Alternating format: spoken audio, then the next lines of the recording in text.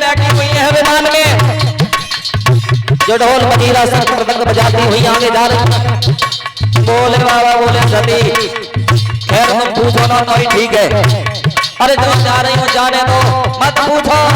सती बोली ना हमें बताओ जिस कहाँ जा रहे हैं। तो बोले अब सुन के सीता तो सती बुला रहे समझ आई, और तेरे को बुला ले अकेला जाओ वही रहिए।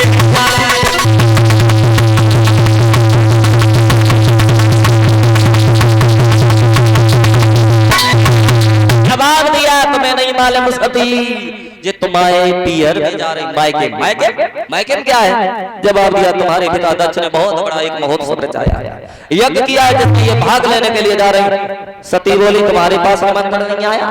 जवाब दिया ना आया ना आएगा।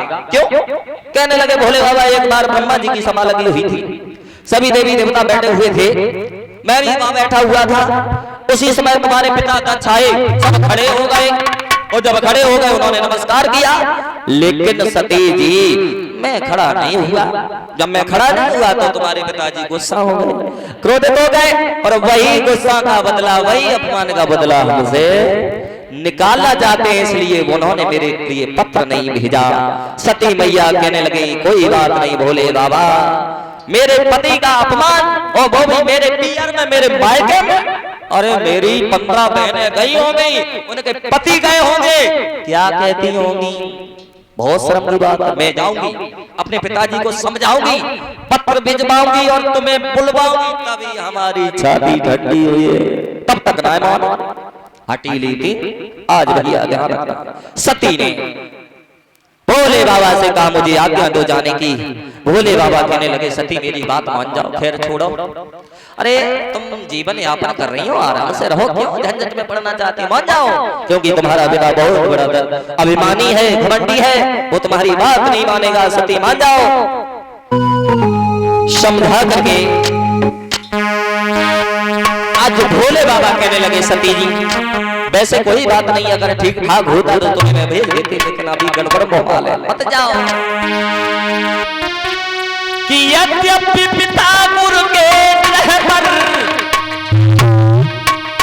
और जाने में कोई तकलीफ नहीं, फिर भी उत्सव के मौका पर ए सती अरे तुम्हारा जाना ठीक नहीं।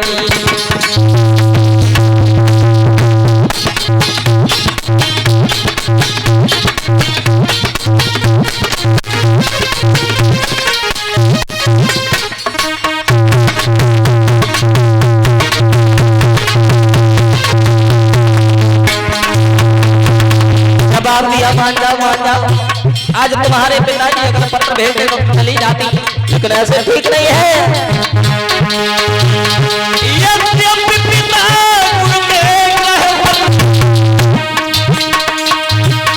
जाने में कोई परमात्मा समझा के बोले भोले बाबा, फिर भी उत्सव जाना ठीक।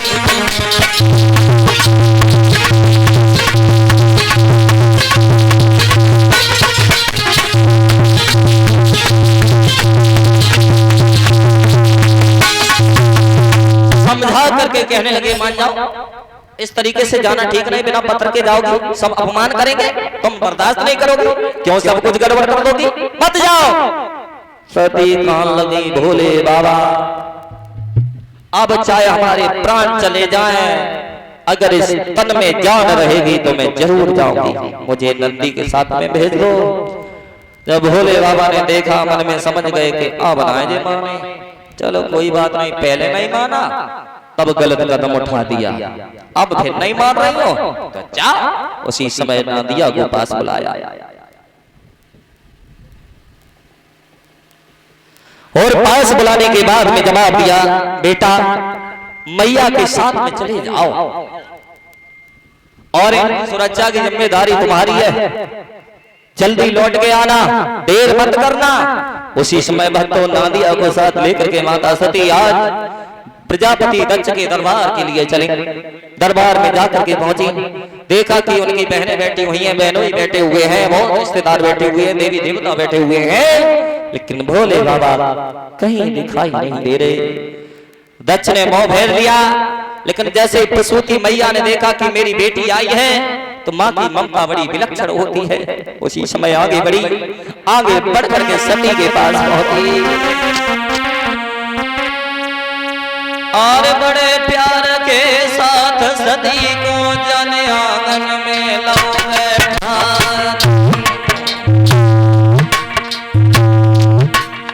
और लेके लोटायन पानी को धरती नो वीर अगानी।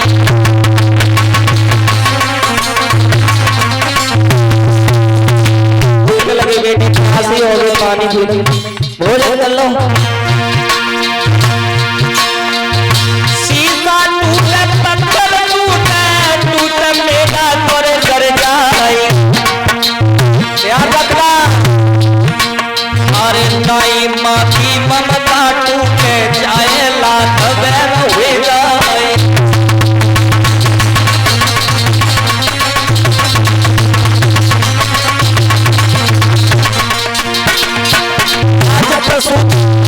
सती को बैठा लिया और बोले रवि,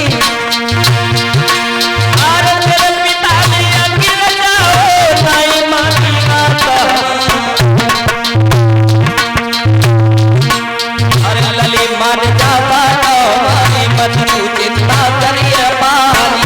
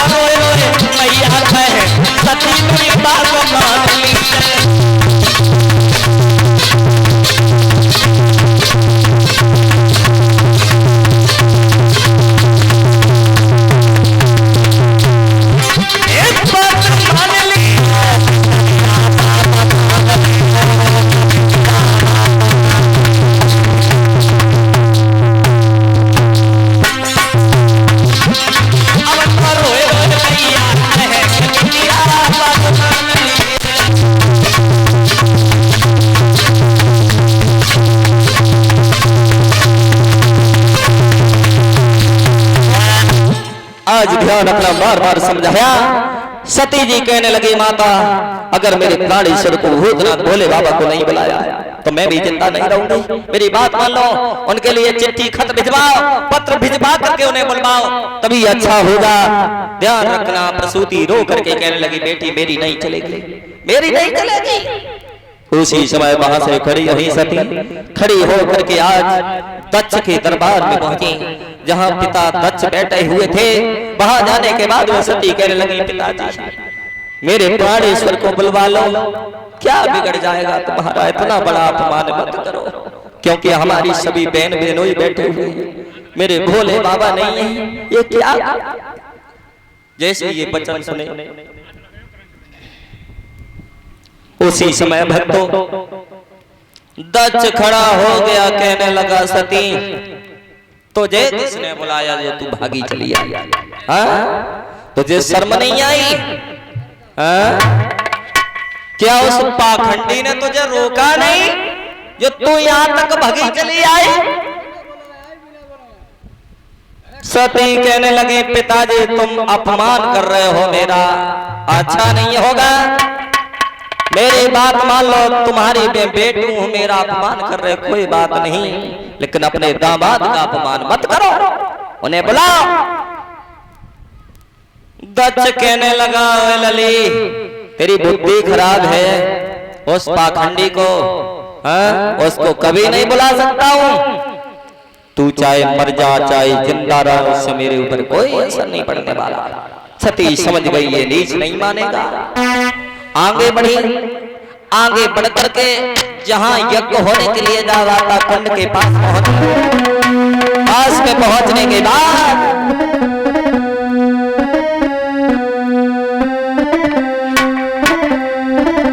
कि पहुंच कुंड के पास सती अग्नि प्रगटाई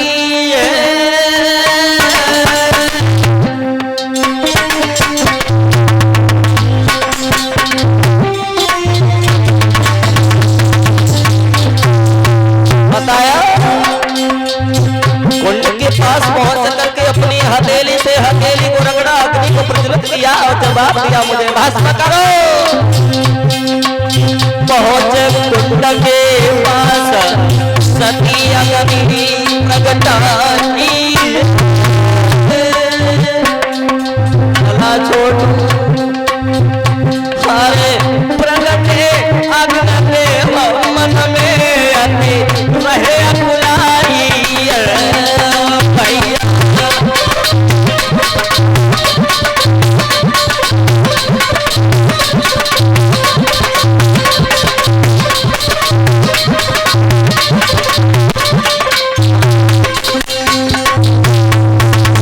अग्निदेव प्रकट हो गए परीक्षित जी, लेकिन हाथ जोड़ के खड़े हो गए और बोले भैया मुझ में वो सामर्थ्य नहीं है जो तेरे शरीर को जला सकूं, क्षमा कर, क्षमा कर। मैया बोली अगर तुम हमें नहीं जलाओगे तो हम तुम्हें जला करके राख कर देंगे, इसलिए हमें जलाओ, अपनो धर्म निभाओ। बात मैया की सुन पाई, अरे होनी है बलवान रहे हम तुमको समझ आई भैया।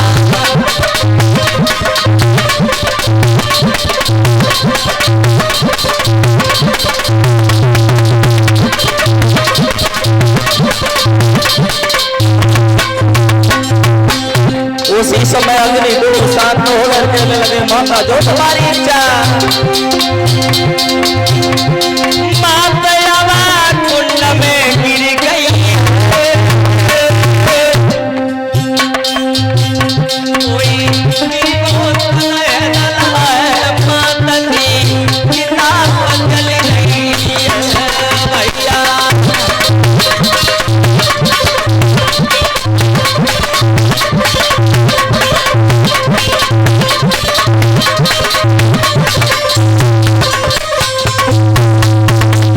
रखना भक्तो अब देखो ऐसो हाल, नंदी को घबराई भैया देखो ऐसो हाल, नंदिया को घबराई।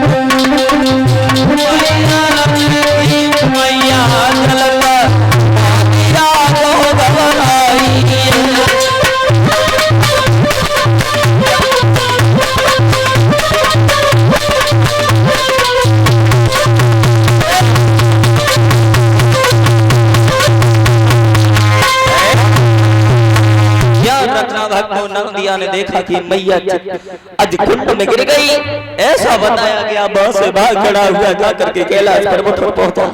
कैलाश पर्वत पर पहुंचने के बाद में भोले बाबा को जगाने लगा। भोले बाबा, भोले बाबा, आंखें खोलो, आंखें खोलो, खोलो कि मेरे बाबा अखिया खोल लियो, मैं तो तेरे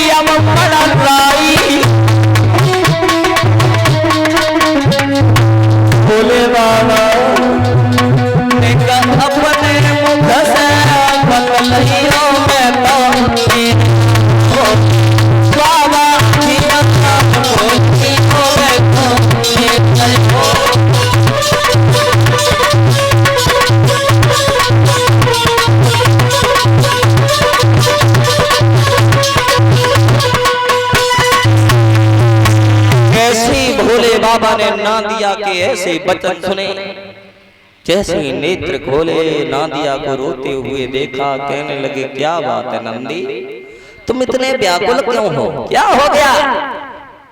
नादिया रो करके कहने लगा, कैसे तुम्हें बताऊं क्या हो गया? क्यों? जवाब दिया, माता सती कुंड में चल करके राख हो गई। जैसे ये शब्द सुने, भोले बाबा ने अपनी चट्टा खोली और जैसे ये हिलाई, जमीन में पटके एक वीरभद्र नाम का राक्षस प्रकट हो गया। कहने लगा, भोले बाबा, भोले बाबा का ये क्या बात है?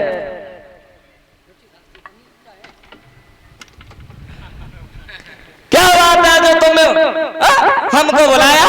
समझाओ। बोले बाबा, बोले बात सुनना चाहते हो तो सुनो। यहाँ से जाइए दक्ष के दरबार में, जितने भी देवी देवता बैठे हो सबे पहले अकल सिखाओ। क्या करोगे? किसी की दाढ़ी उखाड़ लो, किसी की दांत तोड़ दो, किसी की आंख फोड़ दो, किसी की बाल उखाड़ लो, सबको सजा देनी है। और उसके बाद में दक्ष के सिर को काट करके उसी अपने कुंड में फेंक देना जिसमें मेरी सती जली है। उसी समय भैया दक्ष की सभा के लिए आज बलवान चला है, ऐसा बताया। इतना भयानक रूप उसने लिया कि जिस महातूफान चले और उस तरह आज बलवान चला।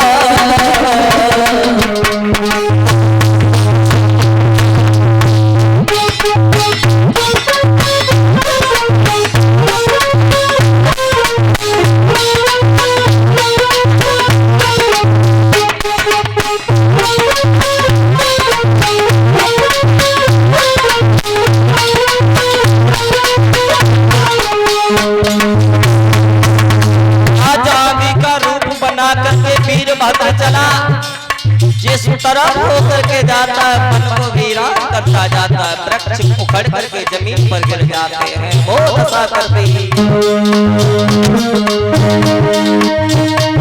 जिस तरह महान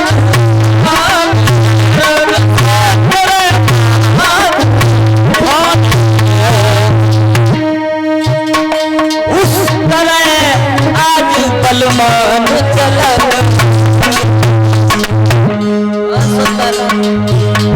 जिस तरफ से वो कर जाता है लला,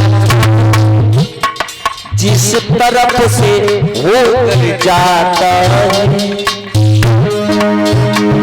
करता मन को वीरान